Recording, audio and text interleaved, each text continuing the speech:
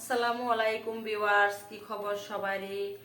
নিশ্চয় আপনারা ভালো আছেন। আলহামদুলিল্লাহ আমিও ভালো আছি। তো আজকে আপনাদের সাথে আমি শেয়ার করব নারকেল আর তিল দিয়ে খাস্তা পিঠা। তো প্রথমে আমি এই যে একটা আটার ডো তৈরি করে নিছি আতক চাইলের।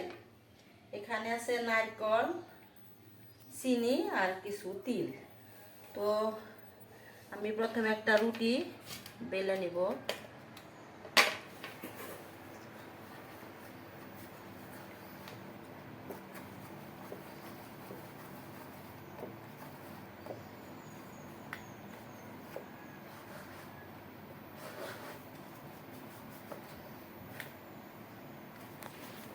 আমি বানিয়ে নিলাম, বেশি পাতলও না বেশি মোটাও না রুটিটা। তো এখন এর মধ্যে আমি তিল, নারকেল, চিনি একসাথে মাইকে তারপরে রুটির মধ্যে দেব। আমি আগেই নারকেল এগুলা সব জোগাড় করে রাখছিলাম।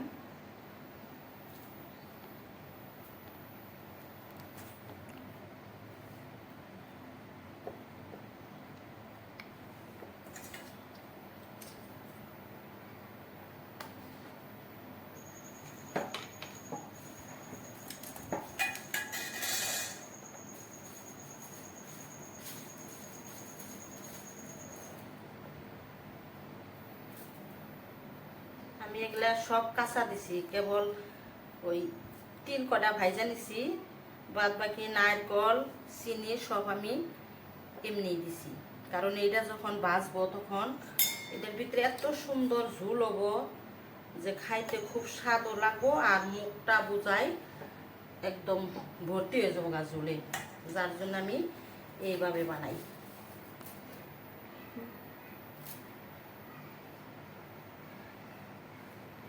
এই যে আমি কয়েকটা পিঠা বানিয়ে দেখাইছি।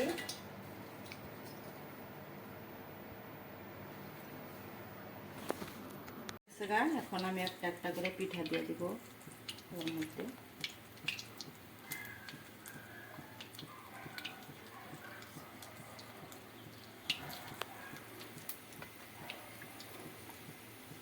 এইভাবে পিঠাগুলো আমি দিয়ে দিব। বেশি পিঠা দিব না, আমি 4-5টা করে পিঠা দিব মাত্র।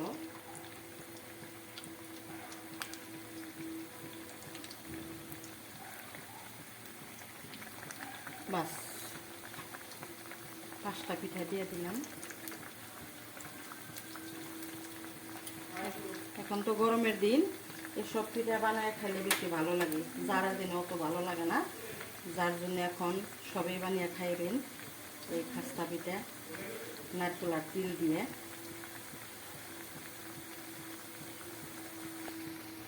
পাল্টিয়ে দিব।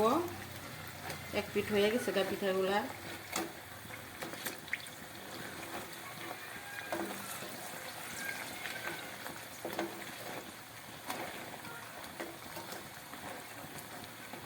বাস